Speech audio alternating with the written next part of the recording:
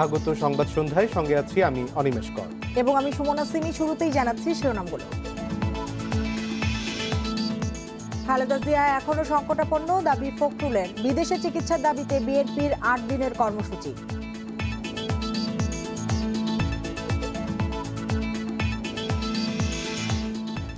UP ভোটে মন্ত্রী এমপিদের আচরণবিধি ভঙ্গ না করার আহ্বান সিইসির, ফৌজদারি মামলার হুঁশিয়ারি।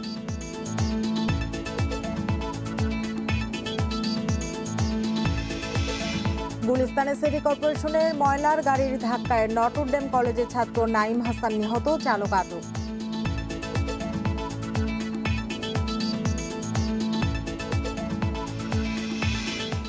মিরপুর ও প্রগতি সরণিতে সড়ক অবরোধ করে পোশাক শ্রমিকদের বিক্ষোভ, যানজটে নগরবাসীর দুর্ভোগ।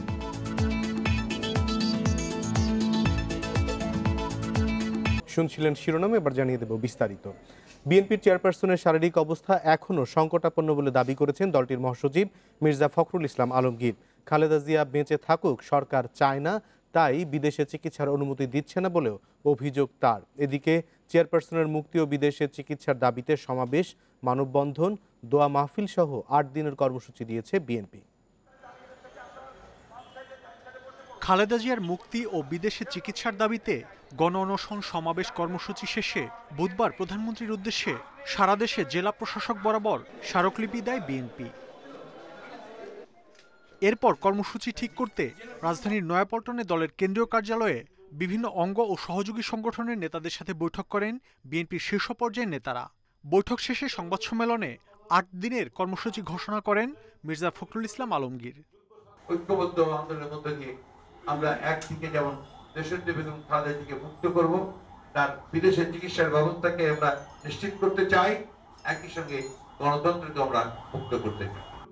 তিনি আরও বলেন, রাজনৈতিক প্রতিহিংসার কারণে সুচিকিৎসা বঞ্চিত বিএনপি চেয়ারপারসন। সিসিইউতে চিকিৎসাধীন খালেদা জিয়াকে নিয়ে একটি মহল গুজব ছড়াচ্ছে বলে অভিযোগ তার।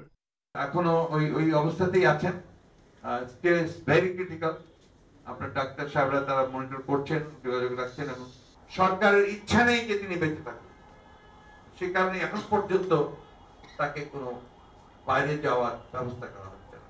এদিকে খালেদা জিয়া কঠিন অবস্থায় আছেন, যে কোনো সময় দুঃসংবাদ আসতে পারে বলে জানিয়েছেন গণস্বাস্থ্য কেন্দ্রের প্রতিষ্ঠাতা ডাক্তার জাফরুল্লাহ চৌধুরী। খালেদা জিয়ার শারীরিক অবস্থার খোঁজ নিয়ে বুধবার সংবাদ সম্মেলনে এসব কথা বলেন তিনি। উনি অত্যন্ত কঠিন অবস্থায় আছেন, যে কোনো মুহূর্তে চলে যেতে পারেন। আমি কারো মুখের কথাই কিছু বলছি না, আমি পুরা ফাইলটা দেখে তার ব্যক্তিতে বলছি। ফুসফুস, হার্ট, লিভার ও কিডনির জটিলতা সহ নানা রোগে ভুগছেন বিএনপি চেয়ারপারসন। গেল এপ্রিলে করোনা আক্রান্ত হওয়ার পর ১৩ নভেম্বর তৃতীয় দফায় হাসপাতালে ভর্তি হন তিনি। রাখা হয়েছে সিসিইউতে। মাহমুদ শরীফ, ইন্ডিপেন্ডেন্ট নিউজ, ঢাকা। লন্ডনে বসে রাজনীতির সুযোগ নিতে খালেদা জিয়াকে বিদেশে পাঠাতে চায় বিএনপি। সচিবালয়ে সাংবাদিকদের কাছে এ মন্তব্য করেন তথ্যমন্ত্রী। আরেক অনুষ্ঠানে ভার্চুয়ালি যুক্ত হয়ে সড়কমন্ত্রী বলেন, আন্দোলনের নামে বিশৃঙ্খলা সৃষ্টি করতে চায় বিএনপি। তাদের ব্যাপারে নেতাকর্মীদের সতর্ক থাকতে বলেন তিনি। রাজধানীর এভারকেয়ার হাসপাতালে চিকিৎসাধীন বিএনপি চেয়ারপারসন খালেদা জিয়ার বিদেশে চিকিৎসার দাবিতে আন্দোলন চালিয়ে যাচ্ছে বিএনপি। বিএনপির আচরণ রহস্যজনক বলে মন্তব্য করেছেন তথ্যমন্ত্রী হাসান মাহমুদ। বুধবার সচিবালয়ে তিনি বলেন, লন্ডনে বসে রাজনীতি করাতেই বিএনপি নেতারা খালেদা জিয়াকে বিদেশে পাঠাতে চান। তার প্রশ্ন, খালেদা জিয়ার অবস্থা সংকটাপন্ন হলে হাসপাতাল কর্তৃপক্ষ ও চিকিৎসকরা কেন তা বলছেন না? তারা বিশেষত বেগম জিয়াকে পাঠাতে চান লন্ডনে, যেখানে তারেক জিয়া আছে, এবং সেখানে পাঠিয়ে দিয়ে তারা যেন আবার দণ্ডপ্রাপ্ত আসামি হওয়া সত্ত্বেও বেগম জিয়া যেন সেখান থেকে আবার রাজনীতিটা করতে পারেন, যেমন তারেক জিয়া যেমন করছেন। আরেক অনুষ্ঠানে আওয়ামী লীগের সাধারণ সম্পাদক ওবায়দুল কাদের বলেন, দেশের উন্নয়নে ঈর্ষান্বিত হয়ে সাম্প্রদায়িক অপশক্তিকে সঙ্গে নিয়ে বিশৃঙ্খলা করার পায়তারা করছে বিএনপি। বিএনপি আজকে সাম্প্রদায়িক শক্তির উপর ভর করে ওদের পৃষ্ঠপোষকতা দিয়ে সরকারের উন্নয়নের বিরুদ্ধে, অর্জনের বিরুদ্ধে বিষোদ্গার করছে, আজকে মিথ্যাচার করছে। তাদের রাজনীতি মাঠে নেই, তাদের রাজনীতি আজকে প্রেস ব্রিফিংয়ে তিনি আরও মন্তব্য করেন, আগামী জাতীয় নির্বাচন যথাসময়ে অনুষ্ঠিত হবে, কারো জন্য বসে থাকবে না। বাংলাদেশের বিরুদ্ধে Zahidul Bashar, Independent news, Dhaka. UP নির্বাচনে মন্ত্রী এমপিদের আচরণবিধি ভঙ্গ না করার আহ্বান জানিয়েছেন প্রধান নির্বাচন কমিশনার। প্রয়োজনে তাদের বিরুদ্ধে ফৌজদারি মামলা করার হুঁশিয়ারি দেন তিনি। বুধবার সকালে আগারগাঁওয়ে নির্বাচন ভবনে আইন শৃঙ্খলা সংক্রান্ত বিশেষ সভা শেষে সিসি এসব কথা বলেন। ইউপি নির্বাচনের আগে পরে ও ভোটের দিন মিলিয়ে এখন পর্যন্ত 40 জনের মৃত্যু হয়েছে। ইউপি ভোটের সহিংসতা নিয়ে তৈরি হয়েছে ব্যাপক সমালোচনা। পরিস্থিতি সামলাতে নানা তৎপরতা শুরু করেছে নির্বাচন কমিশন। পরবর্তী ধাপের নির্বাচনকে সামনে রেখে বুধবার আইন শৃঙ্খলা নিয়ে উচ্চ পর্যায়ের বৈঠক করে নির্বাচন কমিশন। সিইসি বলেন, কমিশন সহিংসতা কমানোর চেষ্টা করছে, তবে একদমই বিশৃঙ্খলা হবে না তা নিশ্চিত করা সম্ভব নয়। গোয়েন্দা তথ্য সংগ্রহ করার জন্য আজকে আমরা জোর দিয়েছি।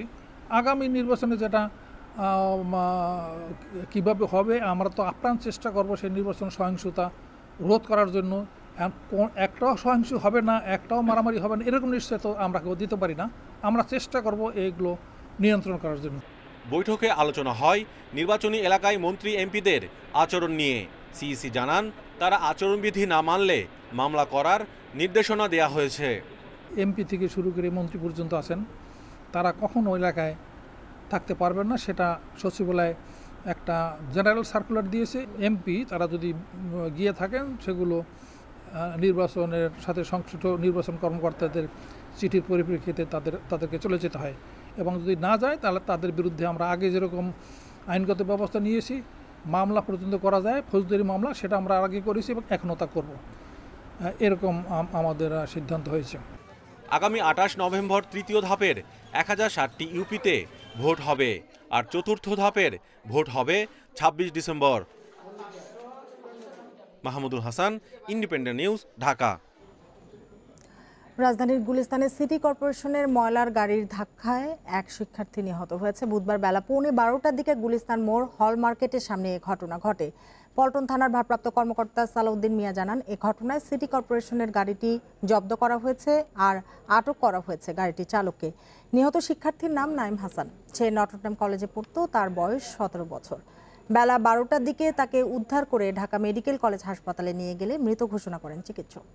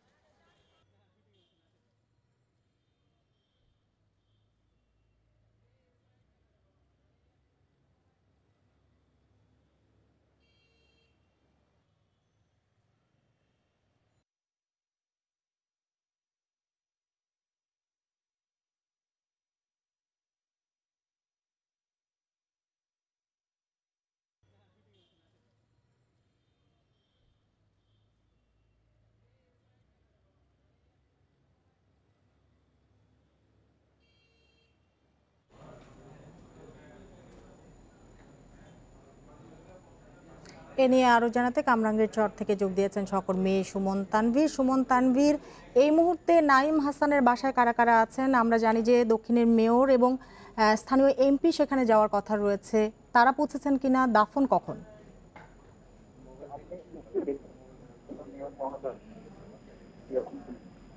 তো স্থানীয় যিনি এমপি আছেন তিনি আসলে এই বাসায় আসছেন এবং এই পরিবারকে কিন্তু তারা তাদের সহযোগিতার হাত বাড়িয়ে দিয়েছেন। তারা বলেছেন যে সর্বাত্মক সহযোগিতা তারা করবেন এবং আমার মাননীয় মেয়র মহোদয় বেশ কিছুক্ষণ হলো এখানে প্রায় পরিবারের সাথে 15 থেকে 20 মিনিট সময় কিন্তু সে কাটিয়েছেন এবং যে জানাজাটি আসলে কামরাঙ্গীরচরে হবে সেটিতেও কিন্তু তার উপস্থিত থাকার কথা ছিল। একটু লাইভ আছি মেয়র মহোদয়, একটু আপনার সাথে কথা বলতে চাচ্ছি। আমরা এখানে এই এলাকায় অনেকক্ষণ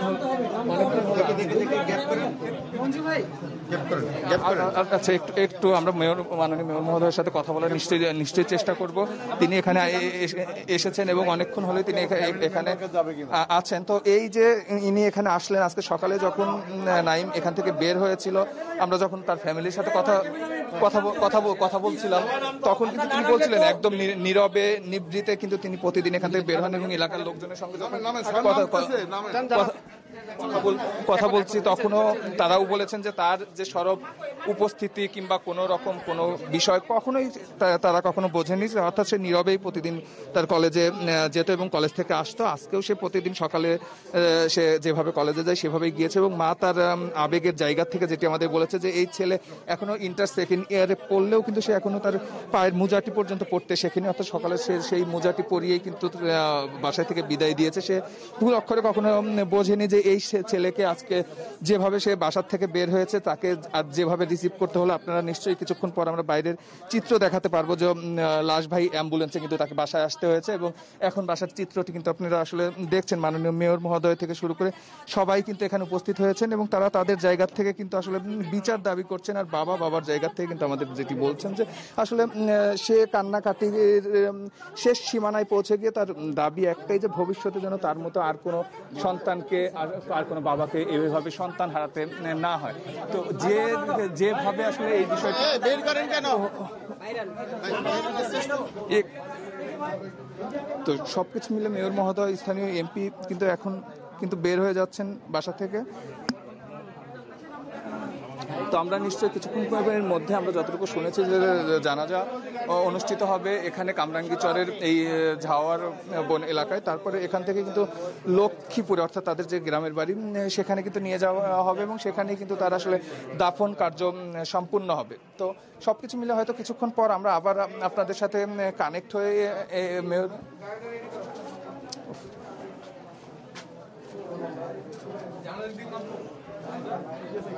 হ্যালো। তো সবকিছু মিলে এই যে মেয়র মহোদয় বাসাতে কিছুক্ষণ ছিল এবং বাসার অবস্থা হয়তো অনেক বেশি মানুষ ছিল, যার জন্য আমরা দেখাতে পারিনি। আমি একটু আপনাদের দেখানোর চেষ্টা করব। আমি যে রুমটি এখন আসলে আপনারা দেখছেন, ঠিক এই রুমটিতেই এই যে আপনি নিশ্চয়ই দেখতে পাচ্ছেন তার পরিবারের আসলে আহাজারি আকুতি আপনি দেখতে পাচ্ছেন। যে টেবিলটা আপনি দেখছেন, এই টেবিলটাতে বড় ভাই আসলে কথা বলছেন নাইমের। আমরা একটু ওর বড় ভাইয়ের সাথে কথা বলি। আপনি দেখছেন আসলে আপনাদের অবস্থা আমরা বুঝতে পারছি। এই যে নাইম চলে গেল, আসলে আপনাদের চাওয়া পাওয়ার কিছু নেই, তারপরেও কি কিছু বলবেন কিনা? আমরা চাই ড্রাইভারের তার যোগ্য শাস্তি পাক, এটাই আমাদের চাওয়া পাওয়া, আর কোনো চাওয়া পাওয়া নাই। এবং আর যাতে কোনো মায়ের বুক খালি নয় আমার ভাইয়ের মতো, এটাই আমার চাওয়া পাওয়া। বাবার আসলে বলার মতো কোনো ভাষা নেই। এর আগেও আমরা তার সাথে কথা বলেছি। সে আসলে শুরু থেকে সে প্রতিদিন দোকানে যায়। তার আক্ষেপ কিন্তু একটা জায়গায় যে সে আজকে তার ছেলেকে বিদায় দিল, তার ছেলেকে আসলে বিদায় দিল কেন, সেটাই আসলে তার মূল আক্ষেপ। সে কখনো ভাবেনি যে আজকে তাকে এইরকম একটা সময়ের মুখোমুখি আসলে হতে হবে। আমরা দেখছিলাম কলেজ ছাত্র নাইম হাসানের পরিবারের সবশেষ অবস্থা এবং সেখান থেকে আমাদের সহকর্মী জানাচ্ছিলেন। যাচ্ছি একই রকম ঘটনায় যাদের প্রাণ গেছে সে নিয়ে আরেকটি রিপোর্ট আছে, সেটি দেখানোর জন্য। কলেজ ছাত্র নাইম হাসান সহ এবছর ঢাকা দক্ষিণ সিটি কর্পোরেশনের ময়লার গাড়ির চাপায় প্রাণ গেছে 3 জনের। তার উপর নাইমকে চাপা দেওয়া গাড়িটি মোহাম্মদ হারুনের চালানোর কথা থাকলেও চালাচ্ছিলেন রাসেল নামে এক ব্যক্তি। এ নিয়ে জানতে চাইলে বন্ধ পাওয়া যায় পরিবহন মহাব্যবস্থাপকের ফোন। ঢাকা দক্ষিণ সিটি কর্পোরেশনের এসব বেপরোয়া ময়লার গাড়ির চাপায় সড়কে একের পর এক প্রাণ ঝরছে। সড়ক নিরাপদ করতে যে গুরুদায়িত্ব ঢাকা দক্ষিণ সিটি কর্পোরেশনের মেয়র শেখ ফজলে নূর তাপসের কাঁধে, অথচ তার দপ্তরের গাড়ি চালকরাই অনিরাপদ করছেন রাজধানীর সড়ক। গুলিস্তানে নটরডেম কলেজের ছাত্র নাইম হাসানকে চাপা দেয়া ঢাকা দক্ষিণ সিটি কর্পোরেশনের এই ময়লার গাড়িটি চালানোর কথা মোহাম্মদ হারুনের। তবে দুর্ঘটনার পর পুলিশের হাতে আটক হয়েছেন রাসেল নামে এক ব্যক্তি। ডিএসসিসির কাগজে তার নাম নেই। রাসেলের কাছে থাকা ড্রাইভিং লাইসেন্সটি আসল কিনা তাও খতিয়ে দেখছে পুলিশ।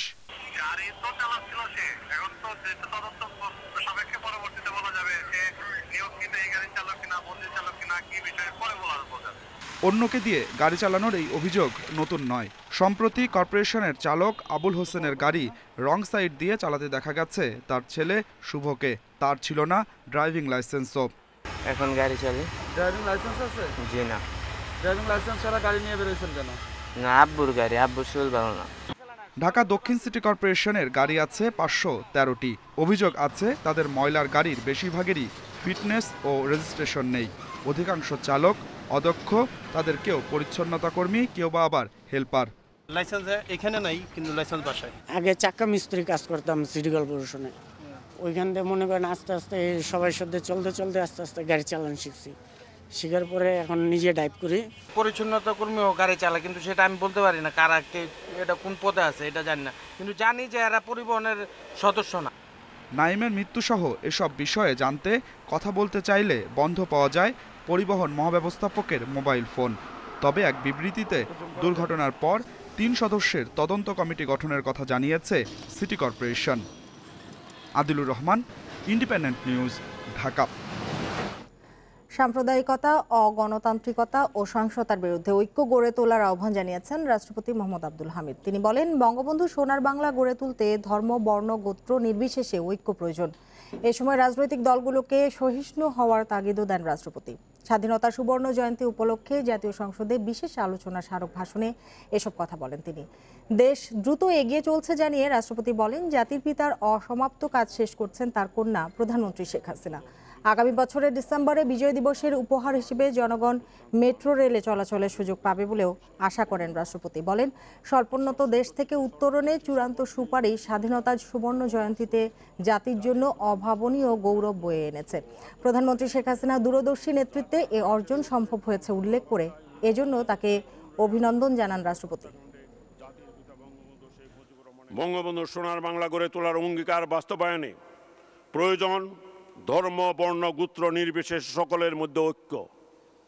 এই ঐক্য গড়ে তুলতে হবে সাম্প্রদায়িকতা, অগণতান্ত্রিকতা ও সহিংসতার বিরুদ্ধে। রাজনৈতিক দলসমূহকে পরমত সহিষ্ণুতা ও পারস্পরিক শ্রদ্ধাবোধের সংস্কৃতি গড়ে তুলতে হবে।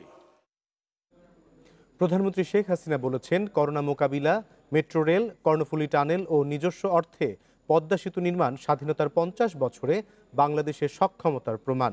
স্বাধীনতার সুবর্ণ জয়ন্তীতে সংসদের বিশেষ আলোচনায় প্রধানমন্ত্রী একথা বলেন। তিনি আরও বলেন, অপ্রতিরোধ গতিতে এগিয়ে চলছে বাংলাদেশ। করোনা মহামারীর মধ্যেও দক্ষিণ এশিয়ায় বাংলাদেশের প্রবৃদ্ধি সবচেয়ে বেশি। এর আগে সংসদে বিশেষ আলোচনার জন্য 147 বিধিতে প্রস্তাব তোলেন প্রধানমন্ত্রী। প্রস্তাবে জাতির পিতা, জাতীয় 4 নেতা ও মুক্তিযুদ্ধের শহীদের স্মরণ করেন সংসদ নেতা। পরে সাধারণ আলোচনায় অংশ নেন সংসদ সদস্যরা। জাতির পিতা স্বাধীনতা ঘোষণা দেওয়ার সাথে সাথে বাংলাদেশকে আধুনিক প্রযুক্তি জ্ঞান সম্পন্ন একটা দেশ হিসেবে এবং বাঙালি জাতিকে উন্নত, সমৃদ্ধ, আধুনিক জ্ঞান সম্পন্ন জাতি হিসেবে আমরা উন্নীত করতে চাই। যে স্বপ্নটা জাতির পিতা দেখেছিলেন, দুঃখী মানুষের মুখে হাসি ফুটিয়ে সোনার বাংলা গড়ে তুলবেন, ইনশাআল্লাহ সেই সোনার বাংলা আমরা গড়তে পারবো। সহকর্মী নির্যাতনের প্রতিবাদ এবং বকেয়া বেতন আদায় সহ নানা দাবিতে রাজধানীর মিরপুর ও প্রগতি সরণিতে সড়ক অবরোধ করে বিক্ষোভ করেছে পোশাক শ্রমিকরা। ফলে এসব এলাকায় 3 থেকে 4 ঘন্টা যান চলাচল বন্ধ হয়ে যায়, দুর্ভোগে পড়েন নগরবাসী। পরে পুলিশ ও কারখানা মালিকদের মধ্যস্থতায় পুনরায় কাজে যোগ দেন শ্রমিকরা। গত কয়েকদিন ধরে বেতন বৃদ্ধি ও মাতৃত্বকালীন ছুটির দাবিতে বিক্ষোভ করে আসছিলেন মিরপুর এলাকার বেশ কিছু গার্মেন্টসের কর্মীরা। মঙ্গলবার বিক্ষোভের সময় কয়েকজন পোশাক শ্রমিক নির্যাতনের শিকার হলে বুধবার রাস্তায় নেমে আসেন তারা। রাজধানীর মিরপুর 10, 13 ও 14 নম্বর এলাকায় অবস্থান নিয়ে সড়ক অবরোধ করেন শ্রমিকরা। মালিকরা ন্যায্য পাওনা বুঝিয়ে না দেবার কারণেই রাস্তায় নামতে বাধ্য হয়েছেন বলে দাবি পোশাক শ্রমিকদের। শ্রমিকদেরকে মারা হচ্ছে এবং আমরা প্রয়োজনীয় যেটা আমাদেরই কর্তব্য আমরা পাচ্ছি না। আমরা এটা মন্ত্রমন্ত্রীর কাছে এটা আমরা সূক্ষ্ম বিচার চাই। শ্রমিকরা কেন মারলো? আমরা লাস্টে মার খেয়ে বাসা গেছি, তা আমাদের লোক যারা মারা গেছে তার এটা আমরা বিচার চাই। আমরা কি মানুষ না? আমরা যদি আন্দোলন করি গার্মেন্টস, আমরা গার্মেন্টস চালাই, আমরা যদি গার্মেন্টস না চালাই চলবে গার্মেন্টস? এদিকে রাজধানীর প্রগতি সরণিতে অক্টোবর মাসের বকেয়া বেতন আদায়ের দাবিতে বিক্ষোভ করেছেন ওয়ে মার্ট অ্যাপারেলস নামে একটি পোশাক কারখানার কর্মীরা। আজকে সকালবেলা মিটিং করে বলতেছে কি যে বেতন কবে দেব কোনো ডিসিশন নাই, সামনের মাসে 10 তারিখেও দিতে পারবো কিনা কোনো ডিসিশন নেই। বেতন দেয় না, এই জন্য খুবই সমস্যা, বাসাদাররাও থাকতে দেয় না, কিন্তু খাবারও নেই বাসায়, না খাই কি ডিউটি করা যায় না। আমাদের ঘরে তালা মারা, আমাদের ঘরে চাইল নাই, দোকানে চাইল দেয় না, আমাদের খাইতে হইব না। পরে কারখানা মালিক ও পুলিশের মধ্যস্থতায় পরিস্থিতি নিয়ন্ত্রণে আসে। আগামীকালের মধ্যে তারা অক্টোবর মাসের বেতনটা শ্রমিকদের পে করবে। এর জন্য এই বার্তাটা আমরা এই শ্রমিকদের কাছে পৌঁছে দিয়ে যখন পৌঁছাতে পেরেছি, তারা যখন আশ্বস্ত হয়েছে যে তারা অক্টোবর মাসের বেতনটা পাবে, সেই মুহূর্তে তারা রাস্তার অবরোধটা তুলে নিচ্ছে। বিক্ষোভকালে মিরপুর ও প্রগতি সরণি এলাকার রাস্তা বন্ধ থাকায় মানুষকে পোহাতে হয় সীমাহীন ভোগান্তি। Biprajit Chanda, Independent news, Dhaka. Comilla city কর্পোরেশনের কাউন্সিলর সোহেল ও শ্রমিক লীগ নেতা হরিপদ সাহার হত্যার ঘটনায় এক আসামিকে গ্রেপ্তার করেছে পুলিশ। এর আগে গতরাতে নিহত কাউন্সিলরের ভাই বাদী হয়ে কোতোয়ালি থানায় একটি হত্যা মামলা দায়ের করেন। এদিকে নিহত কাউন্সিলরের বাড়ি পরিদর্শন করেছেন পুলিশ সুপার। এ সময় আসামিদের দ্রুত গ্রেপ্তারের আশ্বাস দেন তিনি। গত 22 নভেম্বর কুমিল্লা নগরীর 17 নম্বর ওয়ার্ড কাউন্সিলর ও ওয়ার্ড আওয়ামী লীগের সভাপতি মোহাম্মদ সোহেলকে প্রকাশ্যে গুলি করে হত্যা করে দুর্বৃত্তরা। নিহত হন হরিপদ সাহা নামে আরেকজন। এ ঘটনায় মঙ্গলবার রাতে কোতোয়ালি থানায় একটি হত্যা মামলা দায়ের করে নিহত কাউন্সিলরের ছোট ভাই সৈয়দ রুমন। এ সময় 11 জনের নাম উল্লেখ সহ মোট 21 জনকে আসামি করা হয়। অভিযোগ করা হয় এলাকায় মাদক ও সন্ত্রাসের বিরুদ্ধে কঠোর অবস্থান নেয়ার কারণেই চিহ্নিত সন্ত্রাসী ও মাদক ব্যবসায়ীরা সোহেলকে গুলি করে হত্যা করেছে। 11 জনকে আসামি করে 8 থেকে 10 জনের অজ্ঞাতনা দিয়ে একটা মামলা করে বাদী আমি কাউন্সিলর সোহেলের আপন ছোট ভাই। মামলার পরেই 4 নম্বর আসামি সুমনকে কুমিল্লা মেডিকেল থেকে গ্রেপ্তার করে র্যাব, পরে হস্তান্তর করা হয় পুলিশের কাছে। এদিকে সকালে নিহত কাউন্সিলরের বাড়িতে যান জেলা পুলিশ সুপার। বেশ কয়েকজনকে আমরা শনাক্ত করেছি, ইতিমধ্যে আমরা একজনকে আটক করেছি, এজান নামে একজন, এবং অন্যান্য আসামিদেরকে আমরা আটকের জন্য জোরালো পদক্ষেপ গ্রহণ করেছি। ইনশাআল্লাহ আমরা খুব দ্রুতই তাদেরকে আইন নামে তা আনতে পারবো বলে আশা রাখছি। হামলাকারীদের দ্রুত গ্রেপ্তারের দাবি জানিয়েছেন এলাকাবাসী। পুলিশ প্রশাসনের কাছে আমরা সুষ্ঠু বিচার চাই, যে আজকে নির্মমভাবে আমার মামাকে যেভাবে হত্যা করছে, আমার মামা তো কোনো কিছুতে নাই। আমার আব্বুকে যেভাবে তারা হত্যা করছে, আমি চাই তাদের সেভাবে বিচার হোক। মঙ্গলবার বিকেলে নগরীর সাংরাইশ এলাকা থেকে 3টি আগ্নেয়াস্ত্র, বুলেট ও হাতবোমা উদ্ধার করা হয়। এসব অস্ত্র ব্যবহার করেই কাউন্সিলর সোহেল ও হরিপদকে হত্যা করা হয়েছে বলে প্রাথমিকভাবে ধারণা পুলিশের। Independent news desk. ডিজেলের দাম বাড়ার প্রভাব কৃষির ওপর পড়লেও ভর্তুকি দেওয়া সম্ভব নয়। পাচারের আশঙ্কা সহ নানা জটিলতা আছে বলে মন্তব্য করেন কৃষিমন্ত্রী আব্দুর রাজ্জাক। দুপুরে সচিবালয়ে সংবাদ সম্মেলনে কথা জানান তিনি। এছাড়া সারের ক্ষেত্রে ভর্তুকি বেড়ে গেলেও সারের দাম না বাড়ানোর আশ্বাস দিয়েছেন কৃষিমন্ত্রী। কৃষিখাতে দেশে প্রায় 50 লাখ ছোট বড় ডিজেল চালিত যন্ত্রপাতি ব্যবহার হচ্ছে। এসব যন্ত্রপাতির জন্য বছরে ডিজেল লাগে প্রায় 120 কোটি লিটার। ডিজেলের আগের দামে যার আর্থিক মূল্য ছিল 8,160 কোটি টাকার বেশি। ডিজেলের দাম বাড়ায় খরচ বাড়বে প্রায় 1,800 কোটি টাকা। সচিবালয়ে সংবাদ সম্মেলনে কৃষিমন্ত্রী বলেন, ডিজেলের দাম বৃদ্ধির কারণে কৃষিখাতে প্রভাব পড়বে। সারে ভর্তুকি দিতে হয় 9,000 কোটি টাকা, এবার 20,000 কোটি টাকা ভর্তুকি দিতে হবে। তবে পাচারের আশঙ্কায় ডিজেলে ভর্তুকি দেওয়া হবে না বলে জানান মন্ত্রী। আন্তর্জাতিক বাজারে তেলের দাম কমলে দেশের বাজারেও সরকার সমন্বয় করবে। মাননীয় প্রধানমন্ত্রী এখন পর্যন্ত আমাদের বলেছেন যে উনি সারের কোনো দাম বাড়াবেন না। ডিজেলে ভর্তুকি দেওয়ার একটু ঝামেলা আছে, সেচ যন্ত্রের কথা বলে অন্য কাজে তারা ব্যবহার করবে, এটা ব্যাপক ব্যবহার। তারপরে ভারতের সাথেও সমস্যা আছে, ডিজেলে সাবসিডি দেওয়া একটু কঠিন হবে। মন্ত্রী আরও জানান, 1 বছরে কৃষিখাতে 4 গুণ রপ্তানি বৃদ্ধি পেয়ে আয় হয়েছে $1 বিলিয়ন। এ প্রবৃদ্ধি ধরে রাখতে চায় সরকার। এই জন্য কৃষিকে আন্তর্জাতিক মানে উন্নত করতে কাজ করছে সরকার। আমি কৃষিকে লাভজনক ও বাণিজ্যিকীকরণ করতে চাই। এটি করতে গেলে কৃষি পণ্যের রপ্তানি বৃদ্ধি, দেশে কৃষি প্রক্রিয়াজাত শিল্প প্রতিষ্ঠান স্থাপন ও প্রক্রিয়াজাতকরণের মাধ্যমে স্থানীয় ও আন্তর্জাতিক বাজারে বিস্তৃত করতে হবে। পরে ইউরোপে পণ্য রপ্তানি প্রসঙ্গে মন্ত্রী বলেন, পেঁয়াজের উন্নতজাত উৎপাদনে সহায়তা দেবে নেদারল্যান্ডস, পাশাপাশি আলু উৎপাদন ও সংরক্ষণেও দেশটি সহায়তা করবে। ইফাত আরা, ইন্ডিপেন্ডেন্ট নিউজ। বেক্সিমকো পিপিই পার্কে উচ্চমানের পিপিই উৎপাদন ও অত্যাধুনিক সুযোগ সুবিধার প্রশংসা করেছেন ঢাকায় নিযুক্ত জাপানের রাষ্ট্রদূত ইতো নাওকি। করোনাকালে স্বাস্থ্যকর্মীদের নিরাপত্তা নিশ্চিত করতে জোর দেন তিনি। বুধবার সকালে গাজীপুরে বেক্সিমকো ইন্ডাস্ট্রিয়াল ও পিপিই পার্ক পরিদর্শন করেন জাপানের রাষ্ট্রদূত সহ দেশটির কয়েকটি উন্নয়ন সহযোগী প্রতিষ্ঠানের প্রতিনিধি দল। বেক্সিমকো গ্রুপের চেয়ারম্যান সোহেল এফ রহমান এবং গ্রুপের পরিচালক ও বেক্সিমকো টেক্সটাইল অ্যাপারেলস ও পিপিই ডিভিশনের প্রধান নির্বাহী সৈয়দ নাভেদ হোসেন জাপানের রাষ্ট্রদূতকে স্বাগত জানান। বেক্সিমকো গ্রুপের পিপিই পার্ক পরিদর্শন শেষে জাপানের প্রতিষ্ঠান কেটু লজিস্টিকের সাথে বেক্সিমকোর সহযোগিতা অব্যাহত রাখার প্রতিশ্রুতিতে দুই প্রতিষ্ঠানের মধ্যে সহযোগিতা স্মারকও সই হয়। কারখানা পরিদর্শন শেষে ঢাকায় নিযুক্ত জাপানের রাষ্ট্রদূত করোনা মোকাবেলায় বেক্সিমকোর ভূয়সী প্রশংসা করেন। এ সময় স্বাস্থ্যকর্মীদের নিরাপত্তা নিশ্চিতে জোর দেন তিনি। বেক্সিমকোর উদ্যোগ বিস্ময়কর। অল্প সময়ে প্রতিষ্ঠানটির উদ্যোগ খুবই প্রশংসার দাবি রাখে। সত্যি এই অর্জনের জন্য প্রতিষ্ঠানটির কর্মকর্তাদের অভিনন্দন। অনুষ্ঠানে ভার্চুয়ালি যুক্ত হন প্রধানমন্ত্রীর বেসরকারি শিল্প ও বিনিয়োগ বিষয়ক উপদেষ্টা Salman F Rahman. Japan has been a very, very good friend from day one. It was one of the first countries to recognize Bangladesh. Japan বাংলাদেশের সত্যিকারের ভালো বন্ধু। দুই দেশের মধ্যে দীর্ঘদিন ধরে ভালো সম্পর্ক রয়েছে। করোনার এই সময়ে বাংলাদেশে জাপানের সহযোগিতা খুবই দরকার। ব্যবসা বাণিজ্য সহ বিভিন্ন কারণে বাংলাদেশ জাপানের উপর নির্ভরশীল।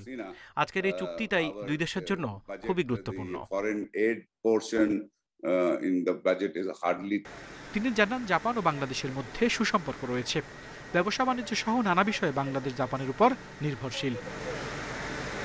Al Amin Hossain, independent news, Gazipur. 2 match test সিরিজের জন্য চট্টগ্রামে অনুশীলন করেছে বাংলাদেশ ও পাকিস্তান। বিশ্রাম বিতর্ক এড়িয়ে মুশফিক ফেরার অপেক্ষায় রাজস্বিকভাবে। সফরকারীদের গতি সামলাতে পেসারদের নিয়ে নেট সেশনে গুরুত্ব কোচিং স্টাফের বিপরীতে পাকিস্তানের মনোযোগ বেশি ছিল ফিল্ডিংয়ে। সমালোচনার জবাবে মুশফিকের আগ্রাসন জহুর আহমেদ চৌধুরী স্টেডিয়ামে। নেট ব্যাটিংয়ে বোলারদের রীতিমতো শাসন মিস্টার ডিপেন্ডেবলের।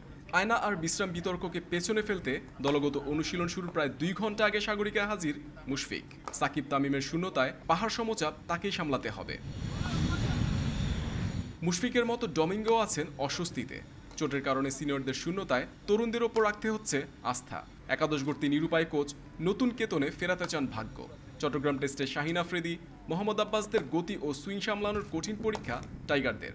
তাই তো দীর্ঘ সময় রাহি এবাদতদের বোলিং সামলে প্রস্তুতিতে মনোযোগ মুমিনুল সাদমানরা।